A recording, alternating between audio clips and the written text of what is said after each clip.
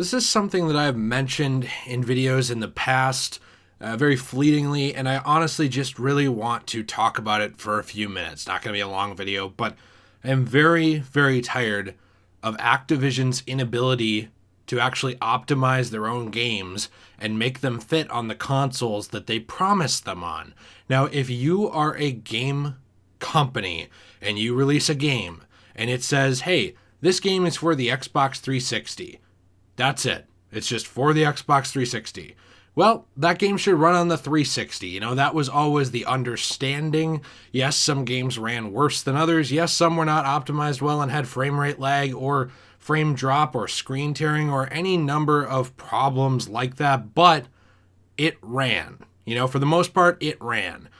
This is such a joke when it comes to Call of Duty and Activision, and I'm very tired of it. And you know what? I'm actually a big fan of Call of Duty Modern Warfare, not the newest game now, it's one behind, and Call of Duty Warzone especially. I'm not as big of a fan of Black Ops Cold War. If you are, very happy for you. Hope you enjoy it. Not really as much for me for a wide variety of reasons, but it is very amusing to me that we are now at the point where all three of these games, all of them, Modern Warfare, Warzone, and Black Ops Cold War, have been combined into essentially one application launcher, which that's fine on its own. You have a lot of stuff like that. You have the Blizzard launcher that's been on PC forever, all kinds of stuff like this, whatever. But the problem with this is you can now no longer fit all three experiences on most PlayStation 4s. Now, what they have done is they have done such a bad job, and I should clarify, the 500 gigabyte standard PlayStation 4 that a lot of people own, they didn't bother to upgrade their storage space. They didn't bother to upgrade to another, a Pro or anything like that. They have the 500 gigabyte PlayStation 4. A lot of these people are unable to play if they don't get expanded storage and actually run this game and download all of the patches. And that's the funny thing, because actually on their own official blog, Activision on CallOfDuty.com has they have released breakdowns, and they've done breakdowns before of the file sizes, so this is not the funny thing of the Cold War updates and stuff like this, right? But the problem is that they have had to create an entirely separate section talking to PlayStation 4 players, those who own a standard PlayStation 4 with a default hard drive of 500 gigabytes, God forbid, you bought what came in the box and you wanted to play your games on it, may need to make room if they have the full versions of Modern Warfare / Warzone and Black Ops Cold War with all modes and packs installed. AKA, if you have all three games with all of their content, you may need to make some room. And they don't even say you will have to. They say you may have to. Don't really know how that works. Maybe, you, Johnny, you happen to get lucky. You had a extra couple megabits there in your drive available, and, that sucker will still run. But Ricky over there, nah, that's not going to happen. And this is not including having other games installed on your machine. So this is essentially making your PlayStation 4 a Call of Duty only machine as a 500 gigabyte machine. Gigabit, whatever. It's so stupid to me because, you're essentially saying, hey, you bought the system, hey, you bought our game that is promised to run on the system, but you can't. Because the issue is that if you have both games installed and have kept up to date with updates, you may need to delete some unused game content to have a successful download and install of the Warzone patch tonight. Now, this was actually released, I should give you the date on here, on February 24th. So we're not exactly, super on top of the ball with this one, a little bit behind, but I do find it sad. I don't understand this. The real issue here is that there's no optimization or compression of these files. If you look at what these updates are, they are insanely big for just an update.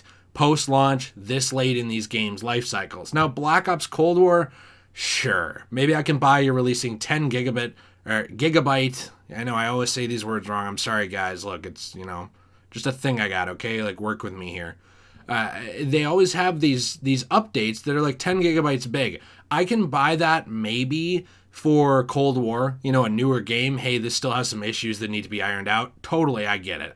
PlayStation 4, the update was 10 gigabytes. PlayStation 5, it was 18. Now, obviously, the PlayStation 5 runs a higher quality gaming experience than the PS4, but nonetheless, that is a lot for an update. But then when we get into when we get into things like Xbox One, these guys are really getting boned. Xbox One Series X and S, they had a 26.5 gigabyte update. Xbox One had a 15.3 gigabyte update. PC a 13.7. And then you get into Warzone. So if you're updating Warzone as well, these are 17 gigabyte updates. 17.9, 17.9. Now, you might say, well, Jay, what's the big deal? This is a one-time thing. You're downloading, let's say, a 20 gigabyte update. That's a lot, right, Jay? But that's not the biggest deal, is it? Well, here's the problem, my dear friend. It is not a one-time thing. This keeps on happening. These are massive updates, gigabytes in size, and not just a couple. We're talking like 20 all the time. Every month sometimes. Sometimes more than once a month, we will get a big update or a big patch in Call of Duty. And is it admirable to keep your game running well? Absolutely. Please do that. We appreciate the quality control.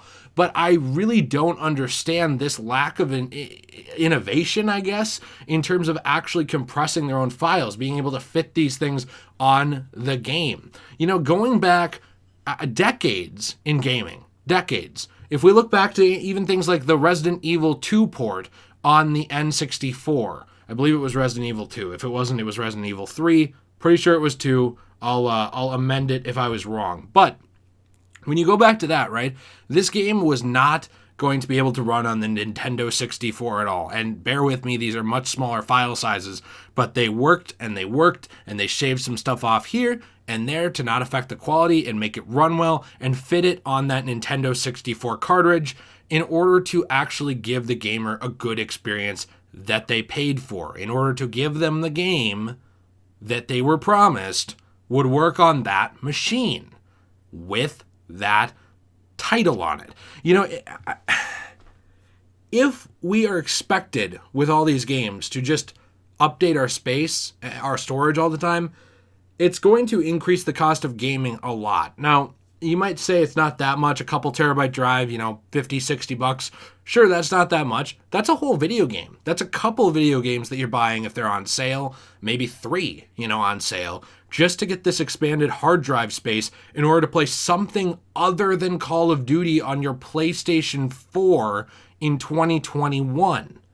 That's a problem. We also have the PlayStation 5 that launched with less than a gigabyte of space on the model that launched so far. That's a problem. It's not less than a gigabyte. I'm an idiot. Less than a terabyte. I get too flustered about this stuff.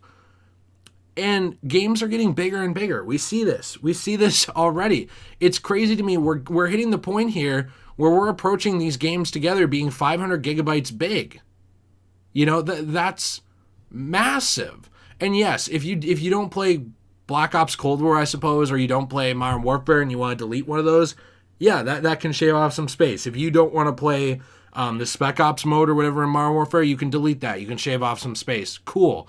But to me, from the outside, this is really starting to look like Activision doesn't want you to do that. And I don't want to believe that. I like this series, believe it or not. I know it's a meme. This guy likes COD in 2021. What the heck? But I do. But it almost looks as if it's like, hey, listen, if we make it so they can only install COD on their system, they can't play anything else. So they'll just play COD and they'll spend money on COD. I'm not saying that's what they're really doing, but that's what it looks like to a lot of people, myself included, is that they have no incentive to actually make these things smaller because they want you always on their game. They don't want you on a competitor's game. They don't want you doing anything else with your machine. They benefit if your PlayStation 4 is a Call of Duty only machine. Why should they fix this issue? What incentive do they have? Oh, you're going to go play another Call of Duty? What is it? What's the competitor here that you're going to go play? You're going to go play Fortnite? It's nothing like COD. Play PUBG? It's really nothing like COD. You're going to go play Halo? For the most part, nothing like COD, except them, Halo borrowing a few mechanics later on in the series. Battlefield, I guess? It's still its own thing. Yes, all shooters seem the same from the outside to players who don't play them, but they're not. They are wildly different in terms of gameplay, in terms of the core experience, in terms of the community. All this stuff. So essentially it's, hey, listen, we're Call of Duty. We can do whatever we want. And if you don't want to deal with it, too bad.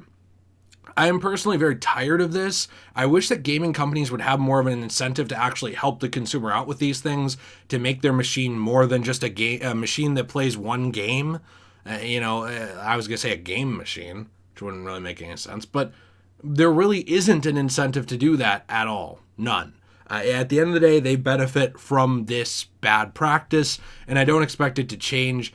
And if you know anything about work at Activision, or people who have worked at Activision who have come out and talked about some of this stuff, it's almost like they don't even try to optimize their games or try to compress the files and make them smaller. Again, because they have no incentive to. We've seen that come out before where people have said like, hey, listen, yeah, they're big because they don't care.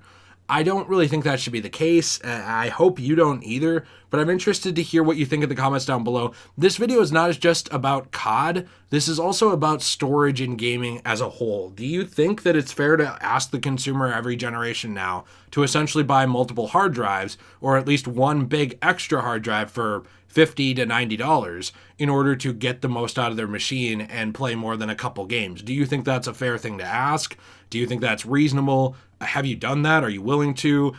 What do you think? I don't really like it myself, as I'm sure you can tell, but it seems to be the way that gaming has gone. So let me know what you think in the comments down below. Be sure to leave a like if you enjoyed this video, dislike if you dislike it. Before we go, I have this very quick outro about our very special Patreon. Before we hop into it, exciting news: the Degenerate J Patreon has been completely reworked, revamped, and dare I say, reloaded with much retribution. Now with access to over 80, that is right, 80, and increasing by the week, exclusive patron-only videos when you sign up today. Be sure to check it out in the description down below. You will also gain access to behind-the-scenes posts, images, and thank you videos every month, along with thank you shoutouts. I appreciate your support so much on this channel. Thank you for supporting independent creators on YouTube and other platforms, and let's hop right into it. And I appreciate you so much. I appreciate your support, your views, your engagement, you getting back to me in the comments, everything as always. We are building a fantastic community here and also over on Discord, Twitter, Instagram, all kinds of links down below. I hope to see you there. Have a fantastic day. And as always, everyone, stay shui and, have fun on your COD box, I guess.